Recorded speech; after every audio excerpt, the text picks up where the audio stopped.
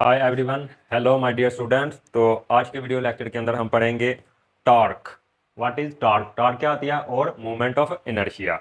और movement of inertia हमारा क्या होता है। लेकिन इस कंसेप्ट से पहले हम एक छोटे से दो कंसेप्ट पढ़ेंगे। एक का नाम है रिजिड बॉडी और दूसरे का नाम है एक्सिस ऑफ रोटेशन। ठीक है, तो देखते हैं हम हमारी के रिजिड बॉडी क्या आती है। ठीक है बेटा, तो क्या आती है हमारी रिजिड बॉडी। तो रिजिड बॉडी, तो बेटा क्या होती है हमारी रिजिड बॉडी। तो बेटा ऐसा ऑब्जेक्ट, ऐसा बॉडी, ऐसा जिस्म फिजिक्स के अंदर, उसको हम क्या कहते हैं? रिजिड बॉडी कहते हैं if it does not change its shape and size. यानी अगर मान लें हमारे पास बेटा कोई, ये देखें, ये कोई ऑब्जेक्ट है, मान लें ये ब्रिक है, ईंट है हमारे पास। ठीक है, अब अगर हम इसके ऊपर बाहर से एक्सटर्नल फोर्स लगाएं एफ, तो ये क्या करेगी? अपनी शेप चेंज नहीं करेगी, यानी इसकी शक्ल चेंज नहीं होनी चाहिए। और क्या नहीं होना चाहिए? इसका साइज चेंज नहीं होना चाहिए। ठीक है, यानी डीफॉर्म ना हो, नॉट डीफॉर्म। डीफॉर्म का मतलब होता है बेटा बेगाड़ पैदा होना, यानी शक्ल का बिगड़ जाना। या डीफॉर्म लिख लें, नॉट डीफॉर्म, या लिख लें not change change shape, not change shape, not change shape. तो बेटा ऐसा ऑब्जेक्ट फिजिक्स के अंदर जो अपनी शेप को, अपने साइज को डिफॉर्म ना करे, यानी अपनी शेप को चेंज ना करे, उसे हम क्या कहते हैं? रिजिड बॉडी कहते हैं। क्या कहते हैं हम? Rigid body. मिसाल के तौर पर ये देखें, ये हमारे पास एक ग्लास का है कर्व सा। तो अगर हम इसके ऊपर ऐसे फोर्स लगाएं तो ये अपनी शेप चेंज नहीं कर रहा, ये अपनी शेप चेंज नहीं कर रहा, डिफॉर्म नहीं हो रहा। तो ये हमारी क्या है? एक रिजिड बॉडी। इसी तरह हमारे पास हर वो चीज़, यानी आपका पत्थर हो गया, ठीक है, हमारा ये पेन हो गया, ठीक है, इसके ऊपर भी फोर्स लगाएंगे तो ये क्या अपनी शक्ल, अपनी शेप चेंज नहीं करेगा। इसी तरह हमारे पास हमारी कार हो गई, हमारी बाइक, कोई भी ऐसी चीज़ जो शेप चेंज ना करे, उसे हम क्या कहते हैं? Rigid body. तो आई होप आपको समझ आया होगा। तो ये था इसका कॉन्सेप्ट। लेकिन अब देखें, ये देखें, क्या हमारा ये कागज़ रिजिड बॉडी है? देखें, अगर हम इसके ऊपर यहाँ से फोर्स लगाएं, ये देखें, ये अभी सीधा है। अगर हम यहाँ से फोर्स लगाएं इसके ऊपर बेटा, तो ये देखें, इसकी शेप चेंज हो गई। पहले ऐसे स्ट्रेट था, अब कर्व हो गया। इसकी शेप भी चेंज हो गई, इसका साइज भी चेंज हो गया। ठीक है, लेंथ में से साइज में चेंज आ गया। तो ये जो हमारी बॉडी है, ये जो हमारा ऑब्जेक्ट है, इसको हम फिजिक्स के अंदर रिजिड बॉडी नहीं कहेंगे। तो इसी तरह से अब हम इसकी लिखते हैं डेफिनेशन, और उसके बाद मजीद पढ़ेंगे ज़रा। ठीक है, यानी सिंपल सा फंडा है कि अपनी शेप चेंज ना करे, डिफॉर्म ना हो, उसे हम क्या कहेंगे? Rigid body. अब लिखते हैं हम इसकी डेफिनेशन। तो बच्चों, ये हमने रिजिड बॉडी की दो डेफिनेशन लिखी हैं। एक ये जो बुक्स की डेफिनेशन है, और एक ये जो कंसेप्चुअली बेहतरीन एग्जांपल बनती है, डेफिनेशन बनती है, वो लिखी है। ठीक है, अब ये देखें, इससे हम समझते हैं an object which is compose of large number of particle, यानी ऐसा सब्जेक्ट जो लार्ज नंबर ऑफ पार्टिकल से बना हो। तो बेटा यूनिवर्स के अंदर दुनिया की हर चीज लार्ज नंबर ऑफ पार्टिकल से मिलकर बनी होती है। जैसे हमारी बिल्डिंग होती है, बड़ी सारी बिल्डिंग किससे बनी होती है? छोटे छोटे पत्थरों से या छोटी छोटी ईंटों से मिलकर बनी होती है। इसी तरह हमारा ये जो व्हाइट बोर्ड है, इसको हम अगर तोड़ें पीसीज में, छोटे छोटे पीसीज में, तो ये भी किससे बना हुआ है? छोटे छोटे पार्टिकल से। इवन ये तो क्या, अगर आप एक रेत का या मिट्टी का डेला उसको माइक्रोस्कोप से बड़ा करें, तो वो आपको बड़ी बिल्डिंग जितना, जो सबसे बड़ी बिल्डिंग होती है जो भी हो, यानी एक आम जो नॉर्मल बिल्डिंग नजर आती है बड़ी, अच्छी खासी बड़ी, उतना जूम करके देखोगे तो आपको बड़ी बिल्डिंग जितना बड़ा दिखेगा। तो वो भी किससे बना है? छोटे छोटे पार्टिकल से। उन छोटे छोटे पार्टिकल्स को आप ऑब्जर्व भी कर सकते हो। जैसे आप जमीन पे ऐसे हाथ लगा के उठाते हो, तो आपके हाथ पे हजारों की तादाद में जर्रात आ जाते हैं मट्टी के, वो भी कहते हैं स्मॉल पार्टिकल। अब बात यहाँ पे भी नहीं रुकती। अब अगर इन स्मॉल जर्रात को, पार्टिकल्स को बेटा आप दोबारा से अगेन नई जदीद माइक्रोस्कोप से दोबारा से जूम करोगे, तो ये भी एक जर्रा बड़ी बिल्डिंग जितना बड़ा हो जाएगा। और ये भी आगे मिलियन ट्रिलियन स्मॉल पार्टिकल से बना हुआ है। और उन स्मॉल पार्टिकल्स को बेटा हम क्या कहते हैं? एटम्स या मॉलिक्यूल्स। तो यहाँ पे small particle, large number, million trillions, तो वो किससे बनाता है? स्मॉल पार्टिकल से। तो ये फंडा क्लियर कि हमारी दुनिया की हर चीज स्मॉल पार्टिकल से बनी है। अच्छा, अगर कोई ऑब्जेक्ट स्मॉल पार्टिकल से बना हुआ है, उसे हम रिजिड बॉडी कब कहेंगे? When if the distance between all pairs of particle, यानी अब हमें समझ आ गया कि हमारा, मान लें ये हमारी ईंट है, तो ये किससे बनी है? स्मॉल पार्टिकल से। तो ये इसके अंदर पार्टिकल है, इस तरह से, इस तरह से, इस तरह से, इस तरह से, इस तरह से, इस तरह से, इस तरह से हो गए, उनसे जुड़ के यूं बनी हुई है। तो अब बेटा अगर आप कोई भी दो पार्टिकल ले लें, यहाँ पे फर्ज करें ये पार्टिकल ले लें, इसको हम कहते हैं ए, और कोई और पार्टिकल यहाँ पे ले लें, इसको कहते हैं बी। ये वाला पार्टिकल अंदर ही लिखते हैं इसको पार्टिकल बी। और इसके दरमियान हम डिस्टेंस मान लेते हैं हमारा 3 सेंटीमीटर है, ठीक है। अब हमने बेटा इसके ऊपर लगानी है बाहर से फोर्स। क्या लगा देनी है? फोर्स, एक्सटर्नल फोर्स लगानी है। एक्सटर्नल मतलब बाहर से छेड़ाछेड़ी करनी है, यानी बॉडी खुद से अपने ऊपर कोई किसी किस्म की फोर्स नहीं लगाएगी, ठीक है बेटा। तो जब फोर्स लगाएगी तो ये जो बॉडी ये डिस्प्लेस होगी, ये फोर्स लगने पे इस तरह से मूव कर जाएगी, लेकिन इन पॉइंट के दरमियान ये जो दो पॉइंट माने हैं, ये जो दो पार्टिकल के पेयर माने हैं, इनके दरमियान डिस्टेंस चेंज नहीं होगा। मान ले ये बॉडी यहाँ से मूव करके यहाँ चली गई, तो क्या इनके दरमियान का फासला चेंज होगा? जो अंदर पार्टिकल हैं ए और बी के दरमियान का, तो नहीं होगा। ये क्या रहेगा? रिमेन अनचेंज, रिमेन अनचेंज, ठीक है। आई होप आपने पकड़ा होगा, अगर नहीं भी तो अभी मैं आपको एक डेमो देता हूं, उससे हमें क्या आ जाएगा मजीद क्लियर। तो बेटा ये डिस्टेंस आप कोई भी दो पेयर्स के दरमियान ले सकते हैं, आप इनको छोड़ें, यहाँ मिलियन ट्रिलियन पार्टिकल्स हैं, कोई भी दो पार्टिकल ले सकते हैं, उनके दरमियान का डिस्टेंस चेंज नहीं होगा। फॉर एग्जाम्पल इसको ऐसे समझिए, मान लें ये हमारे पास है हमारी रिजिड बॉडी। क्या है? हमारी रिजिड बॉडी। अब ये देखें, ये दो पार्टिकल्स हैं और इनके दरमियान डिस्टेंस ये देखें, ये पूरा तकरीबन तकरीबन पेंसिल के बराबर है, ये पूरा तकरीबन पेंसिल के बराबर है। अब हमने इसके ऊपर लगाई फोर्स, तो ये देखें, तो ये यहाँ से मेरे शोल्डर के करीब से यहाँ मूव गई बुक, जब हमने इसके ऊपर ऐसे फोर्स लगाई। लेकिन इसके ये जो पार्टिकल्स हैं इसके दरमियान डिस्टेंस चेंज नहीं हुआ, रिमेन अनचेंज। क्या रहा? कॉन्स्टेंट। तो इसका मतलब है तो फिर इसकी शेप भी चेंज नहीं होगी, यानी अंदरूनी तौर पे उसके ऊपर कोई फर्क नहीं पड़ेगा, यानी उसके पार्टिकल्स अंदर से हिले जुलेंगे नहीं बेटा। सिंपल सी बात है। आप चाहे ये दो पार्टिकल्स मान लें तब भी फोर्स लगाएं, इनके दरमियान भी मान लो अगर 5 सेंटीमीटर डिस्टेंस है ये, तो 5 ही रहेगा। अब ये केस हो गया हमारा, अगर हम इसको रिजिड बॉडी माने, अगर ये रिजिड बॉडी है, फॉर एग्जांपल अगर इसकी जगह कोई लकड़ी होती, लेकिन ये एक्चुअल में एक नॉन रिजिड बॉडी है। जैसे फॉर एग्जांपल हमने ये फोर्स लगाई और ये देखें, ये साथ में डिफॉर्म भी हो गया, इसकी शेप भी चेंज हो गई। ये देखें फोर्स लगाई, इस थंब से लगा रहा हूं मैं शेप, और ये देखें इनके दरमियान पहले डिस्टेंस था, इनके दरमियान ये देखें पहले बेटा पूरी पेंसिल का डिस्टेंस है, ये देखें।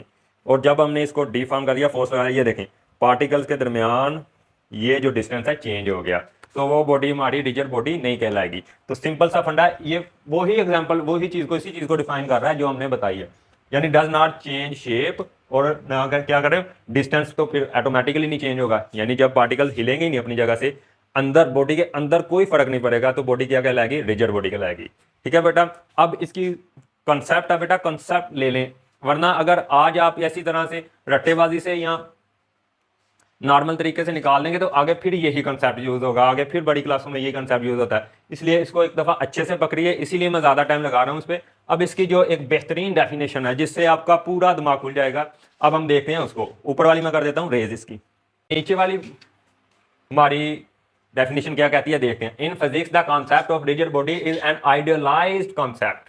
आइडियलाइज्ड का मतलब रियल में नहीं है, यानी हमने एक आइडिया सेट किया हुआ है। क्या किया है? आइडिया सेट, ठीक है। यानी रिजन में हकीकत में दुनिया में ऐसी कोई बॉडी मौजूद नहीं है जो मुकम्मल तौर पर रिजिड बॉडी हो। कैसे? अभी एक्सप्लेन करेंगे, पहले डेफिनेशन पढ़ लें। Is idealised concept used to describe an object that does not deform शक्ल ना चेंज करे, बिगाड़ पैदा ना हो उसके अंदर, और चेंज इट्स शेप, या शेप चेंज ना करे। कब? जब उसके ऊपर एक्सटर्नल फोर्स अप्लाई किया जाए। कब? जब उसके ऊपर एक्सटर्नल फोर्स लगाई जाए, तो उसे कहते हैं रिजिड बॉडी। देखें बेटा दुनिया के अंदर कोई भी चीज रिजिड बॉडी नहीं है। ये देखें इसके ऊपर मैंने फोर्स लगाई तो ये क्या डिफॉर्म नहीं हुई, ठीक है, तो ये रिजिड बॉडी कंसीडर कर रहे हैं। लेकिन मान लें कि मैं इसके ऊपर किसी भारी कंप्रेसर से, जैसे हमारे पास हाइड्रोलिक कंप्रेसर होता है जो लोहे को भी दबा देता है, उससे फोर्स लगाएं तो ये क्या हो जाएगी? ऐसे बंद इकट्ठी हो जाएगी, तो इसकी बॉडी शेप क्या हो जाएगी? डिफॉर्म हो जाएगी। तो इसी तरह बेटा दुनिया की किसी भी चीज़ को, अगर हम, हमारी ज़मीन है बहुत ज़्यादा सख्त पार्टिकल से बल्कि बनी है, बहुत सारी धातें, अगर हम उसको भी इतनी ज़्यादा फोर्स से कंप्रेस करें कि वो कंप्रेस होने के काबिल हो, तो वो भी रिजिड बॉडी नहीं रहेगी। तो ये केस है लिमिटिंग फोर्स तक। जब तक हम लिमिट तक फोर्स लगाएंगे, लिमिटिंग फोर्स तक, यानी मान लें अगर हम इस पे नॉर्मल लिमिट तक फोर्स लगा रहे हैं तो इसकी शक्ल डिफॉर्म नहीं होगी। लेकिन इसी के ऊपर अगर हम वो वाला जो हमारा रोड के ऊपर चलता है, रोड को प्लेन करने के लिए, जिसे हम रूला कहते हैं, बड़ा सा जो कंटेनर टाइप होता है, तो अगर हम इसके ऊपर से उसको गुजार दें तो इसकी क्या बन जाएगी? बिल्कुल शक्ल चेंज हो जाएगी, बिल्कुल ये रैपर की तरह प्लेन हो जाएगा, बिल्कुल ये भी। अब ये देखने को बहुत हार्ड है, ठीक है, आम नॉर्मल इंसान नहीं इसे तोड़ सकता। लेकिन इसी तरह इसको हम अगर खींच के दीवार में मारें, यानी एक लिमिट से ज़्यादा फोर्स लगाएं, तो ये भी बेटा रिजिड बॉडी नहीं रहेगी। तो रिजिड बॉडी कौन सी बॉडी होती है? लिमिट तक। दुनिया के अंदर ऐसी कोई बॉडी नहीं है जो मुकम्मल तौर पर रिजिड हो। हाँ, जो चैलेंज करे भाई मुझ पे जितनी मर्जी इन्फिनिट फोर्स भी लगा दें तो मैं अपनी शेप नहीं चेंज करूंगी। तो ये तो दावा कोई चीज़ नहीं कर सकती। बेशक हमारी अर्थ क्रस्ट हो, यानी अर्थ की कोर इतनी ज़्यादा सख्त होती है, लेकिन उसके ऊपर भी हम एक लिमिट से ज़्यादा फोर्स लगाएंगे तो बेटा वो भी रिजिड बॉडी नहीं रहेगी। तो आई होप आपको रिजिड बॉडी का कॉन्सेप्ट समझ आ गया होगा। तो बेटा थोड़ा सा टाइम लग सकता है, लेकिन एक दफ़ा में अब आपको समझ आ गया होगा कि रिजिड बॉडी एक आइडियलाइज्ड कॉन्सेप्ट है फिजिक्स के अंदर। इसको हम पढ़ते हैं क्योंकि हम बॉडीज को, जिस्मों को उसमें के अंदर, फिजिक्स के अंदर रोटेशनल मोशन और ट्रांसलेशनल मोशन स्टडी करने के लिए मान लेते हैं कि ये हमारी बॉडीज क्या है, रिजिड बॉडीज हैं। एक लिमिटिंग फोर्स तक, कहाँ तक? एक लिमिटिंग, जब तक लिमिट तक फोर्स लगेगी, लेकिन जब लिमिट से ज्यादा लगेगी तो वो रिजिड बॉडी नहीं रहेगी। तो ये एक कंडीशन है, यानी इस कंडीशन के अंदर, यानी मान लें अगर मैं इसके ऊपर 1000 न्यूटन फोर्स लगाता हूँ तो ये डिकम्प्रेस हो, डिफॉर्म हो जाती है। तो ये अगर मैं इसके ऊपर 99 न्यूटन भी फोर्स लगा रहा हूँ तब भी ये क्या है? रिजिड बॉडी है। इस केस में रिजिड बॉडी है। तो रिजिड बॉडी होगी या नहीं होगी वो उसकी लिमिटिंग फोर्स बताएगी या उसकी कंडीशन बताएगी। ठीक है बेटा। अब हम पढ़ते हैं अपना नेक्स्ट छोटा सा टॉपिक, एक्सिस ऑफ रोटेशन।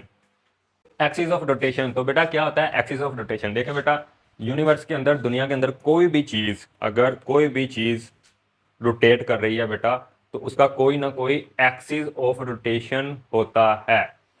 क्या? अगर कोई बॉडी इस तरह से यूनिवर्स के अंदर रिवॉल्व कर रही है, टर्न कर रही है, घूम रही है, तो उसका कोई ना कोई एक्सिस ऑफ रोटेशन होता है। अब ये एक्सिस ऑफ रोटेशन क्या होता है, कहाँ पे होता है, किस डायरेक्शन में होता है, ये अब सब जानेंगे। शुरू करते हैं। लेकिन फिर मैं रिपीट कर रहा हूँ कि कोई भी ऑब्जेक्ट दुनिया के अंदर, चाहे ये पेंसिल रोटेट कर रही है, चाहे हमारी अर्थ रोटेट कर रही है, उसका कोई ना कोई एक्सिस ऑफ रोटेशन होता है। देखें तो बेटा, definition axis of rotation, it is refer to an imaginary line. तो बेटा एक्सिस ऑफ रोटेशन जो होता है ये एक इमेजिनरी लाइन हम खुद से कंसीडर करते हैं। ये प्रैक्टिकली या फिजिकली तौर पे नहीं होती। मान लें ये देखें, अब ये देखें, ये मेरे पास वही ग्लास है, कर ये ऐसे ऐसे क्या कर रहा है, रिवॉल्व कर रहा है, रोटेट कर रहा है। ये देखें, तो ये यहाँ से इसका एक्सिस ऑफ रोटेशन, ये देखें इस लाइन के इर्द गिर्द बेटा ये क्या कर रहा है, इस तरह से घूम रहा है। तो इसका एक्सिस ऑफ रोटेशन क्या होगा, यहाँ पे ये पेंसिल, यानी ये पेंसिल के इर्द गिर्द, यानी एक्सिस ऑफ रोटेशन वो लाइन होती है जिसके इर्द गिर्द बॉडी क्या करती है, रिवॉल्व करती है, अराउंड, जिसके अराउंड क्या करती है, घूमती है। So it refer to an imaginary line around which object rotates and it act as a central reference point for the rotational motion of object is called axis of rotation. तो इसको समझते हैं एक एग्जांपल से। मान लें कि हमारे पास एक, ये देखें, व्हील है साइकिल का। क्या है हमारे पास? एक साइकिल का व्हील है। तो ये देखें बेटा,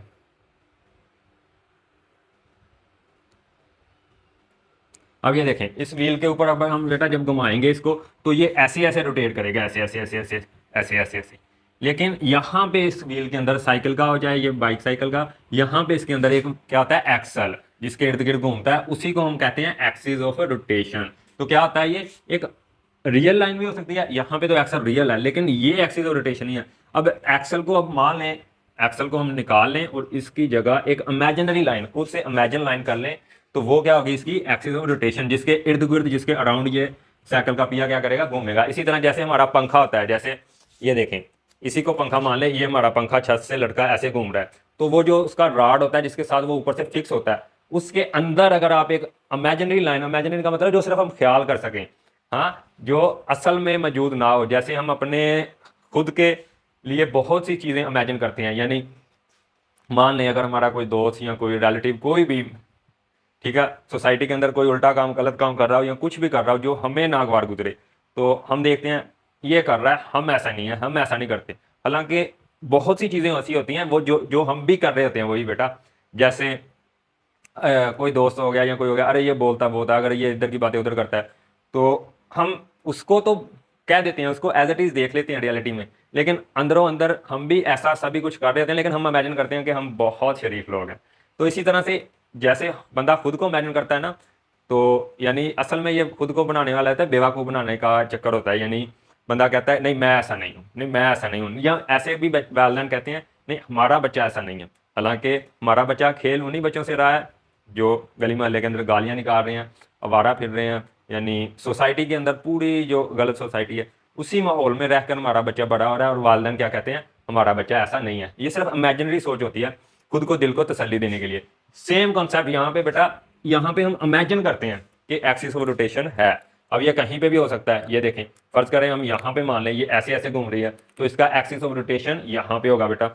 जहाँ से ये देख लें, यही बुक देख लें हमारी, मान लें ये हमारी बुक इस तरह से घूम रही है, इस तरह से घूम रही है, तो इसका एक्सिस ऑफ रोटेशन कहाँ पे होगा, यहाँ पे होगा। अब इसकी बेटा डायरेक्शन की बात करें तो जो एक्सिस ऑफ रोटेशन होता है वो परपेंडिकुलर होता है। परपेंडिकुलर का मतलब ये बुक इस तरह से घूम रही है और इसका एक्सिस ऑफ रोटेशन जो होगा इसके परपेंडिकुलर। परपेंडिकुलर का मतलब अगर हम कैंची से किसी चीज को सीधा रख के काटें तो ये इनके दरमियान जो एंगल होता है 90 का होता है, इन दोनों के दरमियान, कैंची के दरमियान और जो चीज काट रहे हैं, और उस एंगल को कहते हैं परपेंडिकुलर लाइन। और जब एंगल 90 हो दो चीजों के दरमियान तो वो कहते हैं परपेंडिकुलर है एक दूसरे के, क्या है, परपेंडिकुलर, यानी इसको सीधा रखना, ना ऐसे टेढ़ा करना, ना नीचे ना ऊपर, बिल्कुल सीधा। तो इसी तरह से अब ये देखें, मान लें ये एक्सिस ऑफ रोटेशन है इस बुक का और ये बुक इस तरह रोटेट कर रही है इसके इर्द गिर्द, तो ये कहाँ पे होगा, परपेंडिकुलर। सो आप पॉइंट लिखेंगे कि जो हमारा एक्सिस ऑफ रोटेशन होता है क्या होता है, परपेंडिकुलर होता है किसके, प्लेन ऑफ मोशन के। यानी ये देखें, हम मान लें ये हमारा एक्स प्लेन है, ये बेटा वाई प्लेन है। अब ये हमारा जो व्हील है ये घूम रहा है एक्स वाई प्लेन में। एक्स वाई प्लेन में कैसे, ये देखें, अगर हम यहाँ पे एक पॉइंट मान लें और इसको घुमाएं तो ये ऐसे आगे जाएगा पॉइंट। मान लें ये चक्का घुमा, ये पॉइंट इधर आ गया और वो पॉइंट आगे चला गया, तो ये देखें ये एक्स में भी मूव किया इतना, और यहाँ से मान लें अब ये यहाँ गया तो ये देखें ये वाई में भी गया। तो ये मोशन किस में हो रही है, एक्स वाई प्लेन में। और हमारा जो एक्सिस ऑफ रोटेशन होगा वो इसके परपेंडिकुलर जेड डायरेक्शन में होगा। किस डायरेक्शन में, जेड में। ये देखें ये एक्स वाई प्लेन और ये उसका एक्सिस जेड डायरेक्शन में, ठीक है।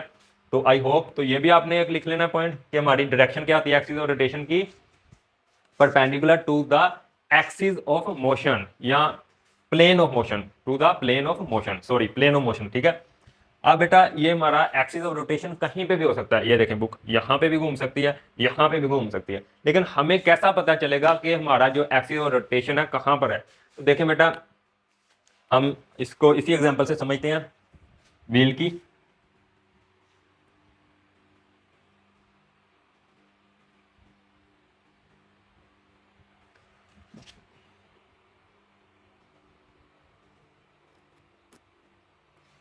अब ये देखें हमारी जो ये व्हील है ये क्या कर रही है, इस तरह से रोटेट कर रही है, घूम रही है।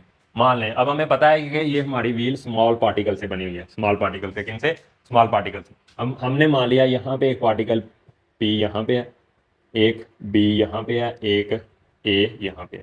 अब ये देखें बेटा, जब ये घूमेगी तो ये भी साथ ऐसे घूम के चक्कर बनाएगा पार्टिकल, ये ए भी घुमा के बनाएगा ऐसे, और ये बी भी ऐसे घूम के बनाएगा। तो अब बेटा इस सर्कल का जो बी पार्टिकल बना रहा है, पी पार्टिकल के सर्कल का सेंटर और सी का तमाम का सेंटर कहाँ पे होगा, यहाँ पे, जहाँ से एक्सिस ऑफ रोटेशन पास कर रहा होगा। मान लें एक्सिस ऑफ रोटेशन यहाँ से पास कर रहा है, तो इन सारे पार्टिकल का सेंटर कहाँ पे लाई करेगा, यहाँ पे। तो सेंटर कहाँ पे लाई करेगा, यहाँ पे। तो जितने भी यहाँ पे मिलियन ट्रिलियंस पार्टिकल्स हैं, ये सिर्फ समझाने के लिए हमने 2 या 3 लिए, मिलियन ट्रिलियन पार्टिकल्स हैं, वो सबके सब सर्कल में मूव कर रहे होंगे, और उनका जो एक्सिस ऑफ रोटेशन होगा बेटा वो कहाँ पे होगा, सेंटर जो होगा वो एक्सिस ऑफ रोटेशन पे होगा। यानी इन सब का सेंटर एक होगा और उस सेंटर में से हम इमेजिन करेंगे कि हमारा एक्सिस ऑफ रोटेशन गुजर रहा है, ठीक है।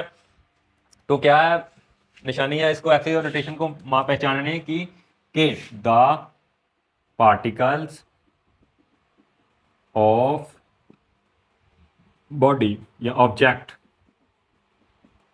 revolve in circles and their center and their all their centers of all lying on this line या रेफरेंस पॉइंट।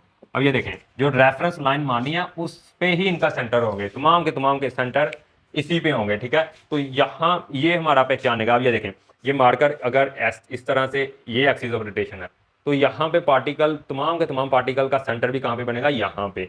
अगर यहाँ पे नहीं बन रहा, किसी और जगह यहाँ पे बन रहा है, तो इसका मतलब बेटा इसका एक्सिस ऑफ रोटेशन ये है, ना कि ये है, ठीक है। तो आई होप आपको एक्सिस ऑफ रोटेशन की भी समझ आ गई होगी। जैसे बेटा ये इमेजिनरी कंसेप्ट है, लेकिन रोटेशनल मोशन समझने के लिए बहुत अहम है।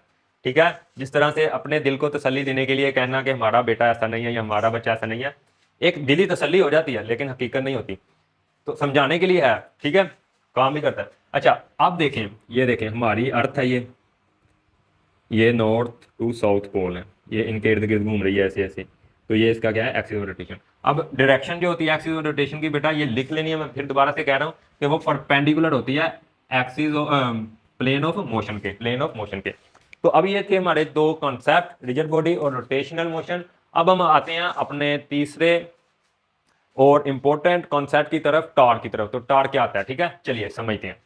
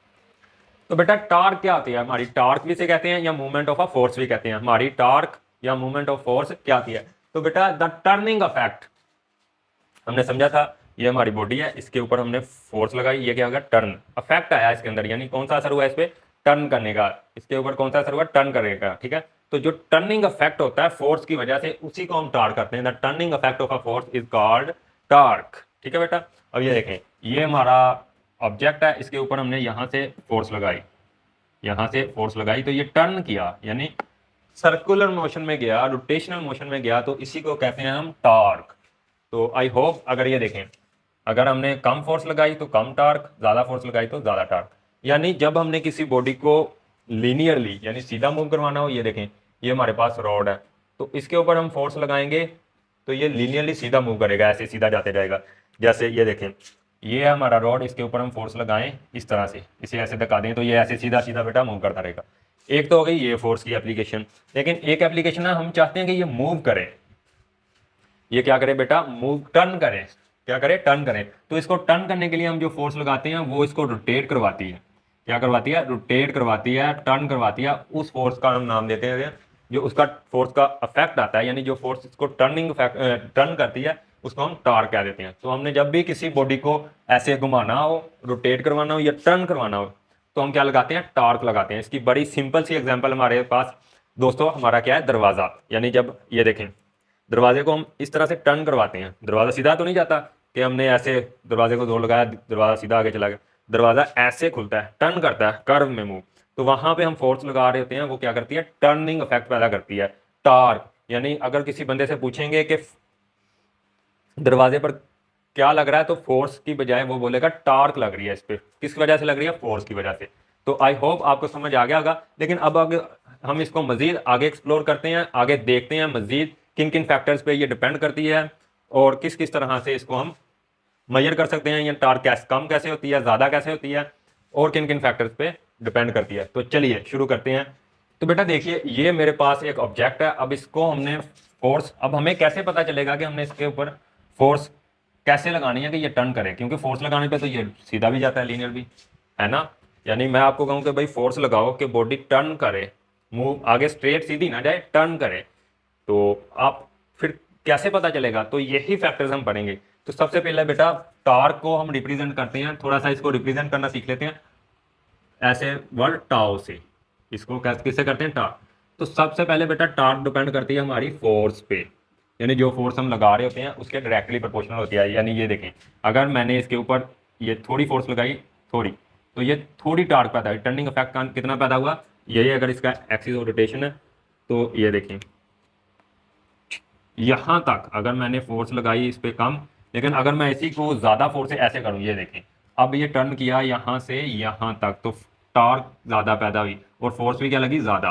फर्ज करें ये फोर्स लगाई थी मैंने 10 न्यूटन, तो ये कितनी लगाई होगी, फर्ज करें ये 3 न्यूटन।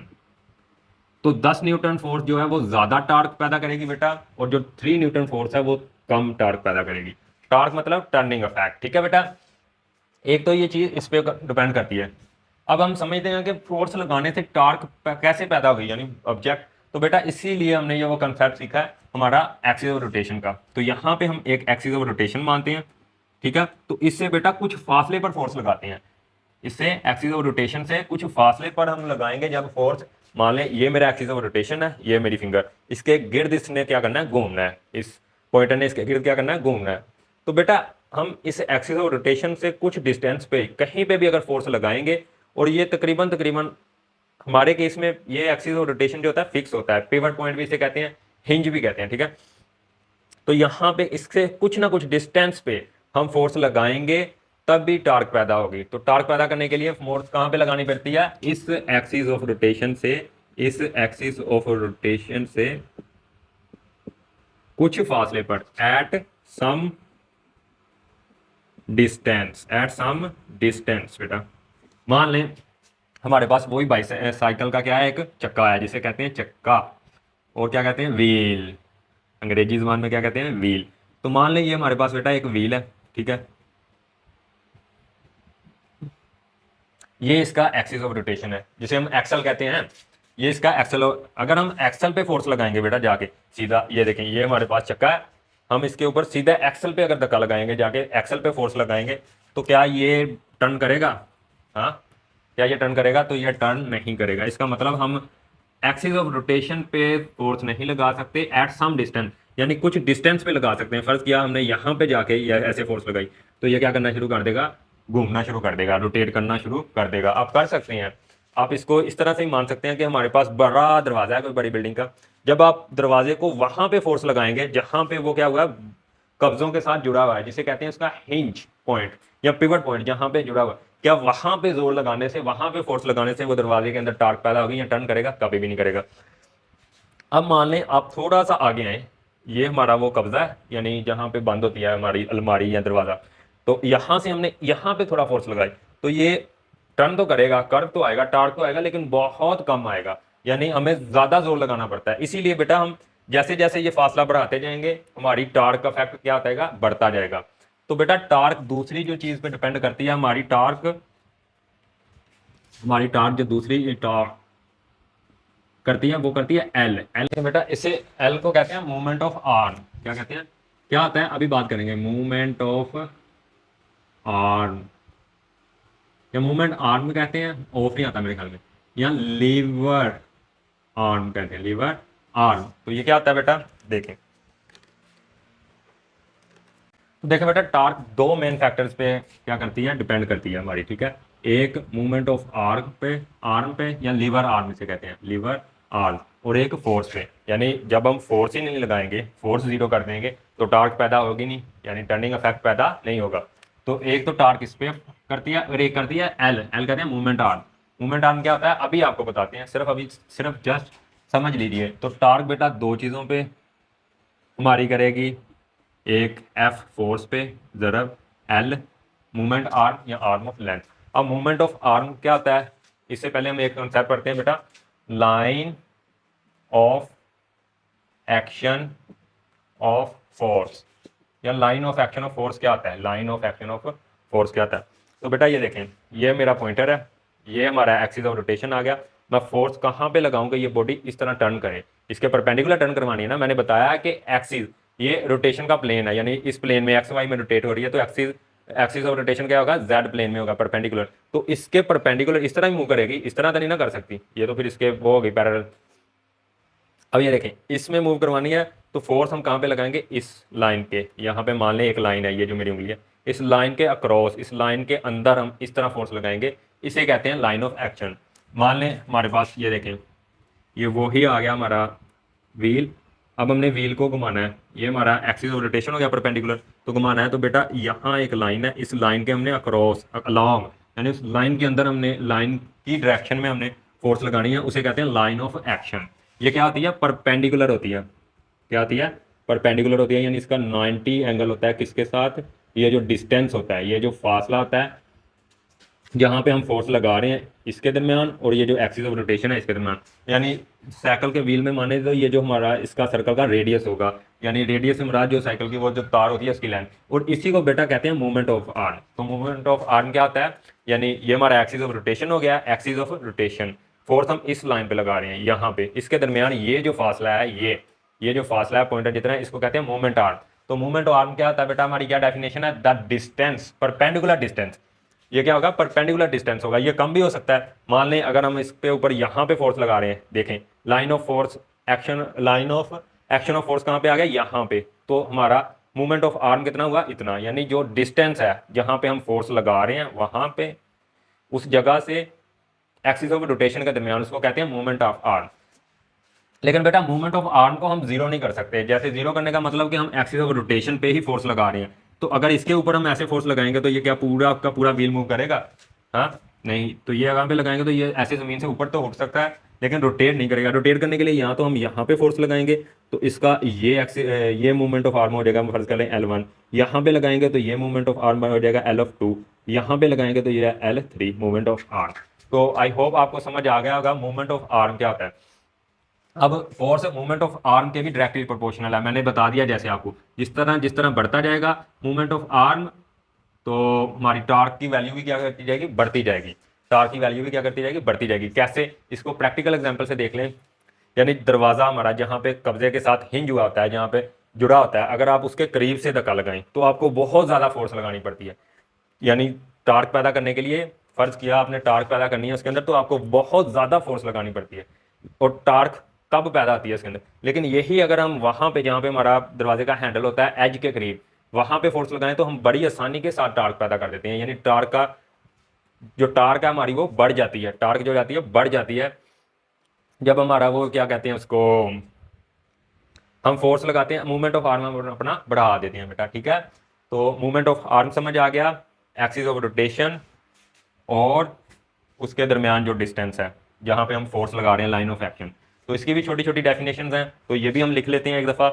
तो देखें बेटा, ये टार्क का आ गया एक्सप्रेशन फार्मूला, और बेटा टार्क का यूनिट भी अभी डिस्कस करेंगे। तो बेटा देखें, movement of arm the perpendicular, ये आपने स्पेलिंग पूरे लिखने हैं, डेफिनेशन लिख लेनी है, नोट्स बना लेने हैं। ठीक है, तो the perpendicular distance between axis of rotation, axis of rotation ये है, इसके इर्द गिर्द ये जो चक्का है, ये जो व्हील है बेटा घूम रहा है, इसके दरमियान, और line of action of force, यहाँ पे लिखना है line of action of force, इनके दोनों के दरमियान जो डिस्टेंस है उसको बेटा मूवमेंट ऑफ आर्म कहते हैं, या लीवर आर्म कहते हैं।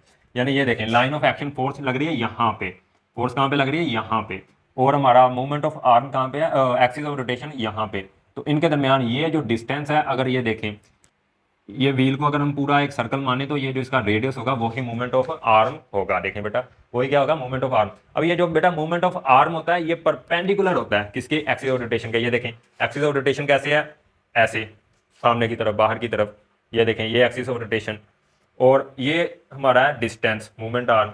और फोर्स किस तरह लगा रहे हैं हम? इस तरह ऊपर को। अब ये देखें, इसको ऊपर को, अब ये देखें कैंची बनाएं तो इसके भी ये परपेंडिकुलर है, और इसके साथ कैंची बनाएं इसकी तरफ है ना, तो इसके साथ भी ये परपेंडिकुलर है। ये देखें, इसके साथ इस तरह है परपेंडिकुलर, और ये देखें इसके साथ इस तरह ऊपर को, और इसके साथ इस तरह। तो ये दोनों के क्या है? परपेंडिकुलर है। और हम रिजल्टेंट अगर कहना चाहें तो अगर एमसीक्यूज के लिहाज से भी ये इंपॉर्टेंट है कि लाइन ऑफ एक्शन, हमारा एक्सिस ऑफ रोटेशन और मूवमेंट आर्म, आपस में तीनों क्या कहते हैं? म्यूचुअली परपेंडिकुलर, यानी तीनों एक दूसरे के परपेंडिकुलर होते हैं इस तरह, यानी तीनों एक दूसरे के परपेंडिकुलर। ठीक है बेटा, तो ये आगे डेफिनेशन होगी, the line along which a force act, जिस लाइन के अलोंग हम, यानी जिस लाइन के ऊपर हम फोर्स लगा रहे हैं, जिसकी डायरेक्शन में लगा रहे हैं। ये देखें, मान लें मैं कह रहा हूँ कि ये मेरे पास एक लाइन है, इसके अलोंग आपने फोर्स लगानी, तो इसको हटा के लाइन को, इसके अलोंग जो फोर्स लग रही है इसको कहते हैं line of action of force. तो is called line of action of force.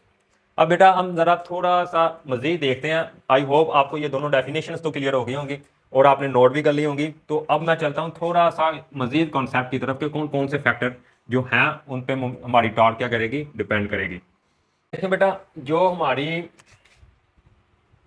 अगर हम फोर्स सेम लगाएं, फोर्स कितनी लगाएं? 12 न्यूटन, और हम मूवमेंट ऑफ आर्म हमने यहाँ पे रखा 3, तो हमारी टार्क टोटल कितनी आ जाएगी? टार्क हमारी आ जाएगी बेटा, एफ की जगह पुट करेंगे 12 न्यूटन, मल्टीप्लाई हमारा आर्म कितना है, ये लेंथ वही डिस्टेंस, तो 3 मीटर, तो 12 या 36 न्यूटन मीटर। और न्यूटन मीटर बेटा यूनिट होता है unit of torque, unit of torque, unit of torque newton metre. MCQs के लिए आज से बहुत है हमें, ठीक है। तो बेटा इसको आप ना भी याद रखें तो इससे याद कर सकते हैं, फोर्स का यूनिट न्यूटन और इसका आर्म डिस्टेंस है इसका मीटर, तो न्यूटन मीटर हो गया, ठीक है। अब देखिए, अब देखिए हमने सेम फोर्स लगाई लेकिन मूवमेंट ऑफ आर्म हमारा था 3, यानी तो हमारी कितनी आई वैल्यू आई 36। लेकिन अब यही टार्क के अंदर हम फोर्स वही रख दें बेटा 12 न्यूटन ज़रब, लेकिन हमने इस दफ़ा अपना जो बेटा वो है किसे कहते हैं मूवमेंट ऑफ आर्म, उसको कम कर दिया है। क्या कर दिया? 3 से घटा के 1 कर दिया, तो यहाँ पे आ जाएगा 1 मीटर। तो इसका आंसर आ जाएगा 12 एकम 12, 12 एकम 12 बेटा न्यूटन मीटर। तो ये देखें, ये रिजल्ट हमें क्या बता रहा है कि अगर हमारा एल कम होगा यानी मूवमेंट ऑफ आर्म कम होगा, यानी एक्सिस ऑफ रोटेशन से हमारा फासला कम होगा, यानी एक्सिस ऑफ रोटेशन के जितना करीब से हम टर्न करेंगे तो टार्क कम पैदा होगी। जैसे दरवाजे को, अगर दरवाजे को यहाँ से जहाँ पे वो बंद होता है कब्जे के करीब से, यहाँ से यहाँ पे फोर्स लगाएंगे तो ये तो टार्क कम पैदा होगा। टार्क क्या होगा? कम पैदा। अगर यही फासला हम बढ़ा के यहाँ पे कोने पे लगाएंगे तो डिस्टेंस क्या होगा? टार्क सॉरी क्या होगा? ज़्यादा होगा। तो टार्क क्या हो जाएगा? ज़्यादा हो जाएगा। तो ये देखें हमने अपना एल बढ़ाया बेटा, तो ये देखें हमारी टार्क इंक्रीज हो गई, यानी हमारा टर्निंग इफेक्ट ज़्यादा आया। यही हमने अगर अपना मूवमेंट ऑफ आर्म कम रखा तो ये कम आया। इसकी एक और एग्जांपल बेटा ये भी है। अब देखें, अब हमने रखा, ये तो हो गया हमारा जब हमने फोर्स को कांस्टेंट माना। क्या माना? फोर्स को हमने कांस्टेंट माना। फोर्स को क्या माना हमने? कांस्टेंट माना। तो टार्क हमारी क्या होगी? कम या ज़्यादा होगी। किसके? कम या ज़्यादा करने से? मूवमेंट ऑफ आर्म के, ठीक है। लेकिन अब हम इसका उलट न्यूटन उलट लेते हैं बेटा। अब हम क्या लेते हैं? इसका उलट, और वो लेते हैं एक और एग्जांपल से। अब देखें बेटा, ये आ गया हमारा फाइनल, 2 केसेस लिए हैं हमने। ये केस 1 है एक, और ये केस 2 है, जिसके अंदर हमने सिर्फ एक एग्जांपल के जरिए समझना कि ओवरऑल टार्क किस तरह से हमारी फोर्स पे और लेंथ पे क्या करती है? डिपेंड करती है, और किस तरह से हम टर्निंग इफेक्ट को ऑब्जर्व कर सकते हैं, एक्सपीरियंस कर सकते हैं अपनी डेली लाइफ में। देखें ये बेटा एक स्पिनर है, स्पिनर मतलब राइंच वगैरह, ठीक है, जिसको हम अपने नट वगैरह जैसे टाइट करते हैं, जिसको पंजाबी में आई थिंक चाबी कहते हैं, पाना चाबी वगैरह। तो बेटा देखें यहाँ पे हम लगा रहे हैं 12 न्यूटन फोर्स इसके ऊपर। हम इस पेज को इस तरह से ऐसे खोल रहे हैं, इस तरह से। तो ये इसका एक्सिस ऑफ रोटेशन अंदर की तरफ जो इसके हम लगा रहे हैं, ये इसका मूवमेंट आर्म एल कितना आ गया? 1 मीटर। ये फोर्स लगी है 12 न्यूटन। तो टार्क यहाँ पे क्या आ जाएगा? एफ इंटू एल, एफ ज़रब एल। तो एफ क्या है? 12 ज़रबे 1, तो क्या आ जाएगा हमारा? 12 न्यूटन मीटर। तो यहाँ पे हमारी टार्क बेटा क्या आ गई? 12 न्यूटन मीटर। अब इसी केस में हमने क्या किया? अपना मूवमेंट ऑफ आर्म कम कर दिया, यानी जो हमारी वो चाबी है, जो हमारा रेंच है, उसको छोटा ले लिया, यानी छोटा ले लिया, उसकी मूवमेंट ऑफ आर्म कम कर दिया, यानी ये एक्सिस ऑफ रोटेशन से इसका डिस्टेंस कम कर दिया। यहाँ पे ज़्यादा था 1 मीटर, यहाँ पे आधा मीटर है, 0.5 मीटर। तो यहाँ पे टार्क क्या आएगी? ज़रा ये आप करेंगे खुद से। तो यहाँ पे टार्क क्या आएगी? ये आप करेंगे खुद से, ठीक है। तो आई होप आप ट्राई करेंगे। तो क्या करना है, यहाँ पे अगर आपने सॉल्व कर लिया है तो वीडियो को पॉज करके इसके अंदर आंसर डालें वीडियो के अंदर, कमेंट सेक्शन के अंदर। लेकिन अब मैं आपको बताता हूँ कॉन्सेप्ट के लिए। देखिए टार्क क्या होगी? F into L. तो टार्क हमारी बेटा आ जाएगी 12 न्यूटन मल्टीप्लाई बाय 1/2 यानी हाफ, और 12 2 एकम 2 2 6 12। तो टार्क हमारी कितनी आ जाएगी? 6 न्यूटन मीटर। तो ये देखें, तो जैसे ही हमने एक्सिस के पास आके अपना मूवमेंट ऑफ आर्म कम करके फोर्स लगाई तो बेटा टार्क कम पैदा हुई, टर्निंग इफेक्ट कम पैदा हुआ। तो टर्निंग इफेक्ट इस पे क्या करता है? डिपेंड है, ये तो लाजमी बात है। डिपेंडेंट मतलब कि बेटा जैसे हम अपने, कुछ लोग होते हैं जो अपने रिलेटिव्स पे, अपने घर वालों पे, कोई खामद भी ऐसे होते हैं शोहर जो अपनी बीवी पे डिपेंडेंट होते हैं, यानी एक बंदा कुमार होता है तो उन पे वो क्या आते हैं? डिपेंडेंट होते हैं, ठीक है।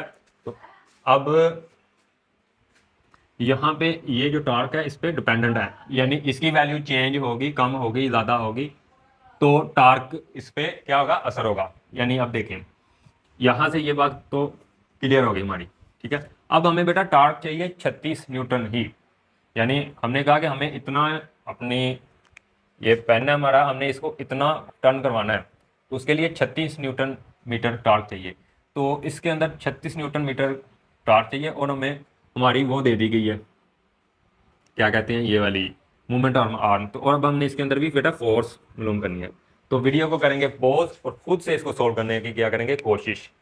तो आई होप आपने ट्राई किया होगा। अब हम बेटा यहाँ पे क्या करेंगे, वही फार्मूला, टार्क का फार्मूला ही लगेगा। तो किस तरह लगेगा, टार्क किसके इक्वल है, torque equal to F into L, और हमने फाइंड करनी है एफ की वैल्यू। तो F equal to torque over L, ठीक है। इस फार्मूले के अंदर आप वैल्यूज पुट कर देंगे तो हमारे पास आंसर आ जाएगा। तो किस तरह करेंगे ये मैं आई होप आपने नोट कर लिया होगा, आपको समझ भी आ गया होगा।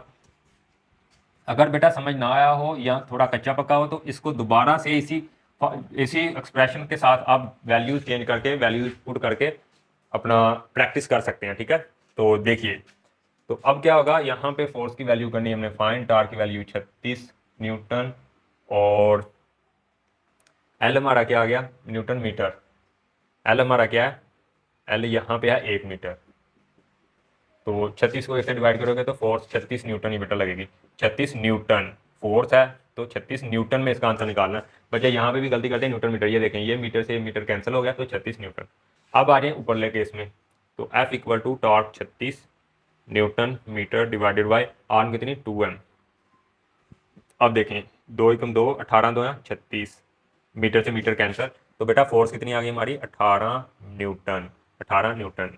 अब ये देखें, ये न्यूमेरिकल, ये हमारी कैलकुलेशन, ये ऑब्जर्वेशन हमें क्या बताती है कि अगर हम एक कसे हुए पेज को, जिसको खोलने के लिए हमें कितनी टॉर्क लगानी है 36 न्यूटन, यानी 36 न्यूटन की फोर्स लगाने के न्यूटन मीटर की टार्क चाहिए, यानी 36 न्यूटन फोर्स लगाएंगे तब भी वो हमारा पेज जो करेगा टर्न करेगा।